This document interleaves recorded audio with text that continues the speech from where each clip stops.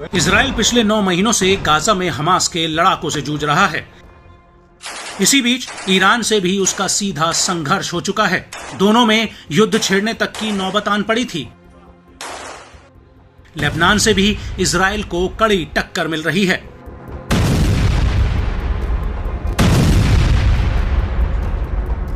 इन सब के अलावा अब यमन के हूती विद्रोही भी इजराइल से सीधा भिड़ने लगे हैं। लड़ाके ड्रोन से लेकर लंबी दूरी की बैलिस्टिक मिसाइलें दाग रहे हैं। इजरायली बलों के मुताबिक हूती विद्रोही 200 से ज्यादा बार इजराइल पर हवाई हमले कर चुके हैं। मगर बीते 19 जुलाई 2024 की दरमियानी रात को हूतियों के एक ड्रोन ने इजरायली सुरक्षा कवच को भेदते हुए राजधानी तेल अवीव में जमकर तबाही मचाई, जिससे इजराइल का सबसे सुरक्षित माने जाने वाला एयर डिफेंस सिस्टम आयरन डोम फिर से सवालों के घेरे में आ गया है। अकेला आयरन डोम ही नहीं, बल्कि सी डोम और बाकी एयर डिफेंस सिस्टम हूतियों के ड्रोन के आगे गच्चा खा गए। यही वजह रही कि ड्रोन ने अपना काम करते हुए एक इमारत को क्षतिग्रस्त कर दिया। इस हमले में एक इजरायली शख्स की मौत समेत करीब 10 लोग घायल हो गए। खास बात है कि इस हमले के बेहद करीब ही अमेरिकी दूतावास भी था, जो फिलहाल इस खतरे से बच गया है। मगर इस दावे से भी इनकार नहीं किया जा सकता कि हूतियों के निशाने पर अमेरिका दूतावास भी हो सकता था। अपनी सरजमी पर हूतियों के पहले ड्रोन अटैक से बौखलाए इजराइल ने भी तुरंत यमन के पोत पर जबरदस्त हमला कर अपना हिसाब चुकता किया। इस हमले में बिजली स्टेशन और एक तेल रिफाइनरी को निशाना बनाकर तबाह कर दिया गया। इसमें 8 से ज्यादा लोगों की मौत हो गई, जबकि 80 से ज्यादा लोग घायल हो गए। दावा किया जा रहा है कि हूतियों पर जोरदार हमले के बाद भी इजराइल शांत नहीं बैठा है। इजराइल ने हूती ड्रोन की घुसपैठ पर जांच बिठा दी है। बताया जा रहा है कि हूतियों के हमले ने एक बार फिर मानव रहित विमान यानी यूएवी के खिलाफ इजराइल के एयर डिफेंस सिस्टम की कमजोरी को सामने ला दिया है। यूएवी अपनी धीमी गति, कम ऊंचाई पर उड़ान भरने के कारण हाई स्पीड रॉकेट मिसाइलों के मुकाबले राडार में आने से बच जाते हैं।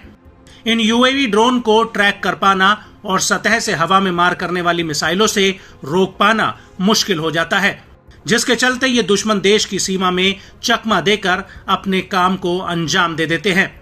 हूती विद्रोहियों के सैन्य प्रवक्ता याया सारी ने भी इजराइल में खलबली मचाने वाले ड्रोन के बारे में बताया कि ये एयर डिफेंस सिस्टम से लेकर रेडार तक के चंगुल से बच निकलता है। इजरायली सेना ने हमलावर ड्रोन को ईरान का बताते हुए कहा कि ये लेटेस्ट समद 3 ड्रोन है। हालांकि हूती समूह ने इसे खुद का ड्रोन बताया है। रिपोर्ट्स के मुताबिक अपग्रेडेड समद 3 एक हूती यूएवी है जो 2.8 मीटर लंबा है। इसका विंग स्पैन 4.5 मीटर है, जबकि इसकी रेंज करीब 1500 से 1800 किलोमीटर है और ये 250 किलोमीटर प्रति घंटे की स्पीड से उड़ान भर सकता है। खास बात है कि यमन से तेल अवीव की दूरी 2000 किलोमीटर से ज्यादा है। ऐसे में इस बात से गुरेज नहीं किया जा सकता कि हमले में इस्तेमाल किया गया यूएवी या तो समद सीरीज ड्रोन का अपग्रेडेड या कोई अन्य मॉडल हो सकता है। दावा है कि तेल अवीव पर हमला करने वाला हूती ड्रोन एक समद 3 ड्रोन था। इसका पेलोड कम कर दिया गया था, जिससे वो ज्यादा दूरी तय कर सके। समद सीरीज में जासूसी और स्ट्राइक ड्रोन की एक अच्छी खासी लिस्ट है, जिसमें समद 1 स्पाई यूएवी और समद 4 3 मीटर लंबा स्ट्राइक ड्रोन है। हूती लड़ाके कासेफ 1 और कासेफ 2 के आत्मघाती ड्रोन भी ऑपरेट करते हैं, जिन्हें कम लागत वाले और कम ऑपरेशनल रेंज वाले यूएवी माना जाता है। कासेफ सीरीज के ड्रोन की रेंज 150 से 200 किलोमीटर है। हाल ही में इन्हीं ड्रोन्स ने लाल सागर में अमेरिका और ब्रिटिश वॉरशिप को निशाना बनाया था। ऐसे में कहा जा सकता है कि ईरान समर्थित हूती विद्रोही इजराइल के लिए नया सिरदर्द बनकर सामने आए हैं।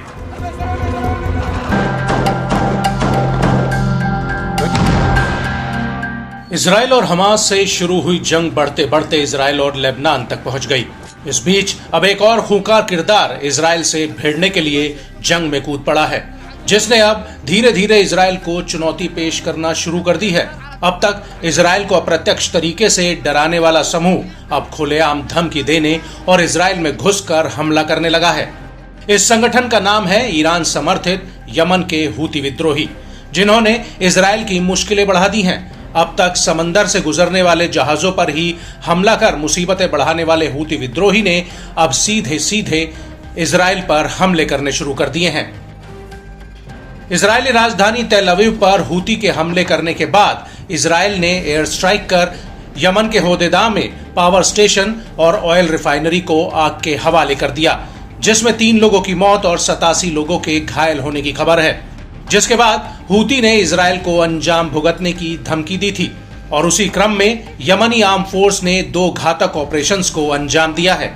हूतियों ने पहले इजरायली कब्जे वाले ईलत शहर को निशाना बनाकर हमला किया, तो वहीं दूसरा हमला लाल सागर में एक अमेरिकी जहाज को निशाना बनाया।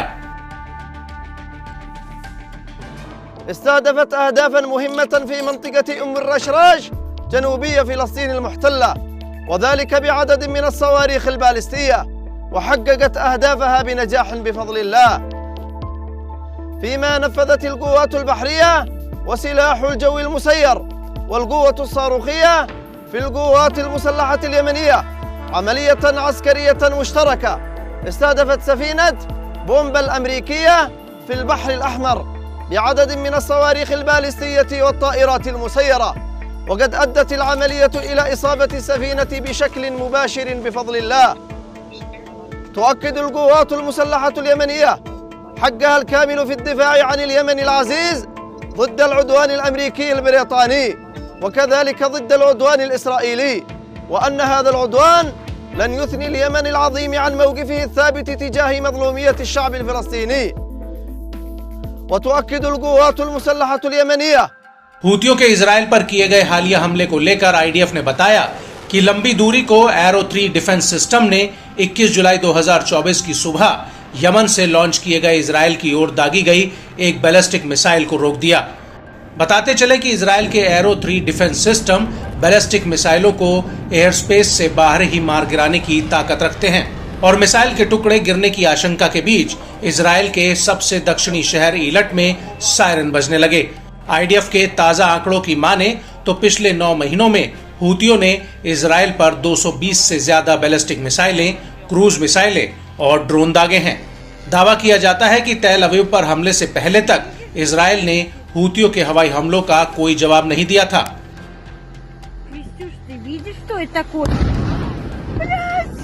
ऐसे में साफ है कि यमन और इजराइल के बीच की तकरार अब और बढ़ गई है। दोनों देश एक दूसरे पर खुलेआम हमले करने लगे हैं। एक दूसरे पर किए गए ताजा हमलों ने आग में घी डालने का काम किया है। हूतियों के हमले से बौखलाए इजराइल ने 48 घंटे के भीतर यमन के होदेदा पोर्ट पर तबाही मचा दी। इस पर हूती समूह ने तीखी प्रतिक्रिया देते हुए इजरायली ठिकानों पर हमला करने की धमकी दे डाली।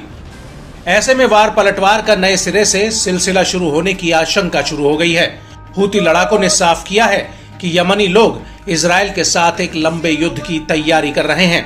ऐसे में दोनों देशों का टकराव युद्ध की ओर धकेलता हुआ नजर आ रहा है।